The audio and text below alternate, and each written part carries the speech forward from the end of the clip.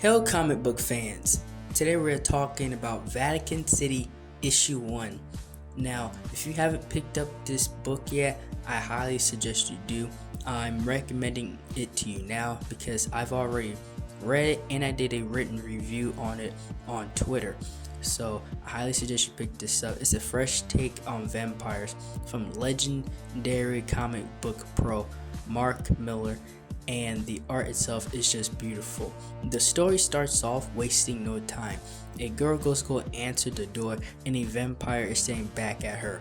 And the vampires come in and they break down the door, but they don't necessarily kill the family, take out the family yet. And that is because they particularly need the expertise of the father. And so pretty much they tell him, you do what we need you to do and your family doesn't get slaughtered. And it goes to the next page, where the next panel, where the entire town that they're in, right, at least that block, is getting destroyed. And then it shows America, the Pentagon and everything else getting destroyed, all in under one night. The vampires came out and literally wiped out everything, right, which is very horrific and very crazy to think about. All it took was one night and they took out all the major power players that could stand against them. And then we go to Vatican City, where there's this guy and he wants to become a guard, right? He wants to help protect the city. He wants to help pretty much do his part. And the story, as going that way, it shows that the vampires have already taken out some of the guards that's already there, and there's a pile of them. It's an insane page and panel, right? And what the vampires are doing is that they're covering themselves up, but they're also highly skilled, right? These aren't some regular vampires that are just coming after you. They wear suits to protect themselves from the sun, and they're using weapons, and they're just slaughtering people, right? This one city that was protected, right, that stood against it, is now rapidly falling, and everybody is shocked and horror.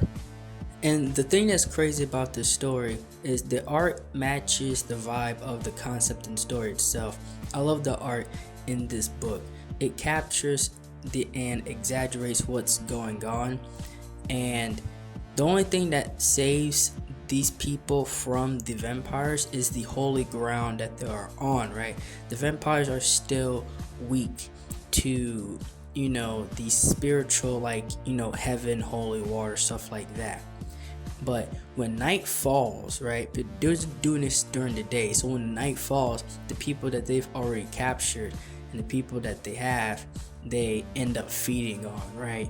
It's very horrific what happens just within the first issue of this series. It's very clear that these vampires are tactical. They plan before they act, and they're simply brutal, right? The people that were left out there get slaughtered, and the people that are still protected on holy ground are pretty much freaking out, right? They don't know what's going on. They don't know if they're going to survive. And the vampires start bringing all their gear in, and that because their plan, they got the father from the family because of what his expertise is, right, and what he can actually do. And they're using him because they need him to help them wake up their queen, right? The queen is buried underneath, right? The queen vampire is buried underneath, and they need him to help them wake her up. And honestly, if they're this brutal, I do not want to see what she can actually do. And if they wake her up or not will be shown within issue 2 of this series, because if they are this tactical and this brutal, I would hate to see what she can actually do herself. Well, that's all I have for this video. Like, share, and subscribe for more. Thank you for watching.